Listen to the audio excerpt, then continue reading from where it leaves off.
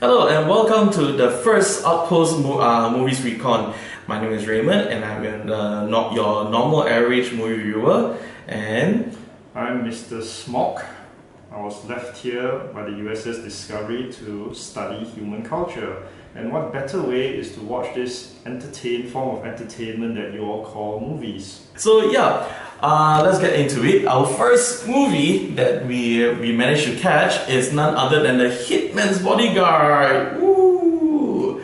Yeah, pretty nice tickets, isn't it?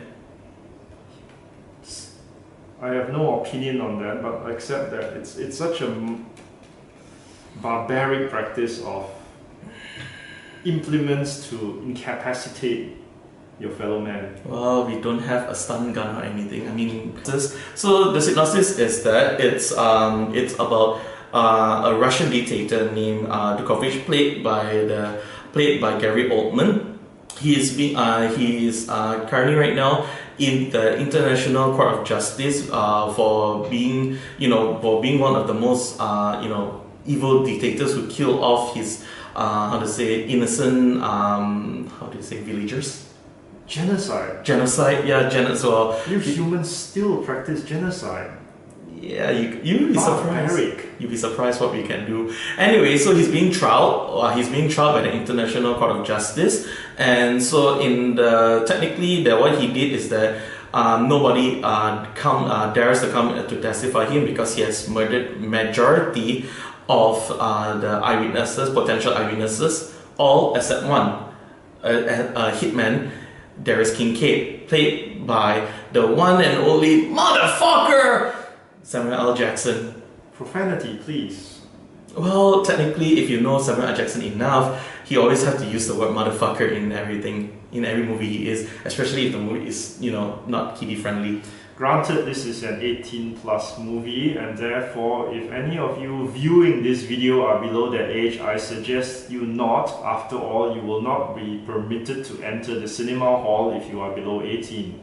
Yes, exactly. And besides, I don't think the cinema will sell you the tickets as well. Also, so yeah. Anyways, back to the thing. Darius Kincaid is the only eyewitnesses who can go testify against Dukovich. However, of course, Dukovich being an evil dictator, money is not a problem. He hired evil mercenaries to take him out. And of course, during the convoy from the location, during the convoy, he was attacked. So one of the agent Russell, played by Elodie Yung, who I think you may know if you watch Netflix Daredevil season 2. She plays as Elektra. So she's playing also one of the Interpol agents who's protecting Darius Kincaid. Now, due to complications of an informant within Interpol, you humans are terribly unreliable and always clouded by greed. The convoy is attacked en route, and most of the escort is massacred, save Darius Kincaid himself and our Interpol agent Rossell.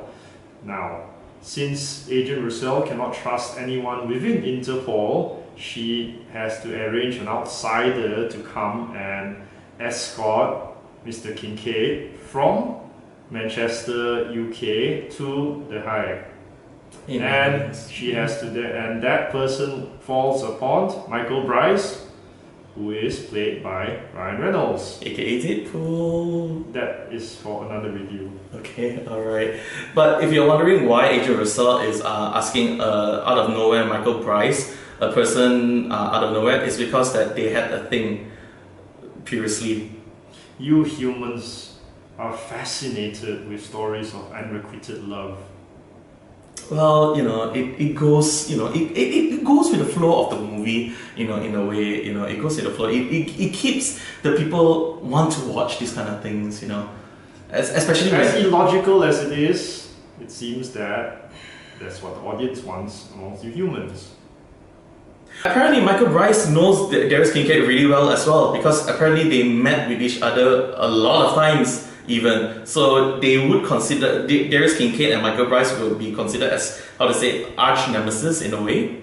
So it's kind of ironic that he has to protect the person who always tried to kill him to make sure that he's safe to go all the way to Hague.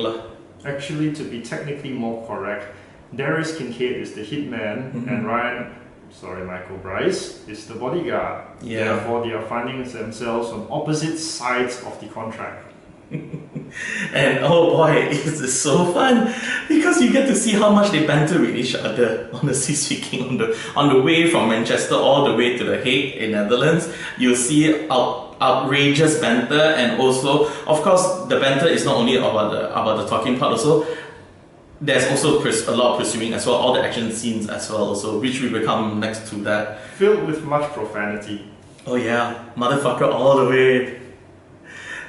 The director is directed by Patrick Hughes. Patrick Hughes, who is actually an Australian director, and from what I understood is that he only directed like one movie which is big enough in Hollywood, which is The Expendables 3. So the action, Raymond. The action. I understand the explosions were plentiful of a movie of this nature. Destruction tends to follow our protagonists. Sorry to the streets of Manchester, Amsterdam, and Hague. How would you comment on that? Technically, if you ask me, because you need to understand that we are currently right now in a different location. What movies we always watch is that we see in America, so you see a lot of tall skyscraper buildings and then it's exploding left and right. However, right now, what is this movie is that we already go into a different location, we go in a different country in Europe. So they are shooting in Amsterdam.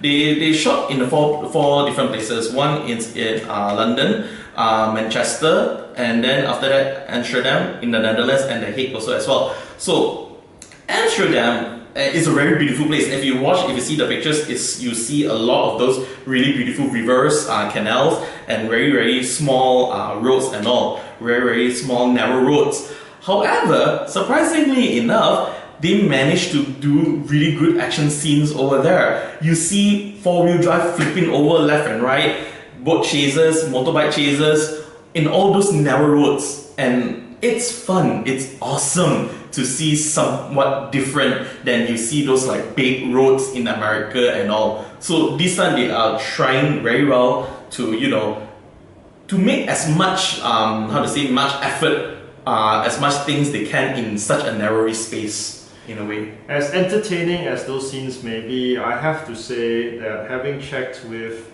the location, the speed and velocity, much of those sequences defy physics. Well, technically smart. You know very well logic and physics, those things, they aren't applicable in movies. Statistically, with the number of bullets being aimed at Darius Kincaid, it would be highly unlikely that he has only been shot the few times that he has been shot.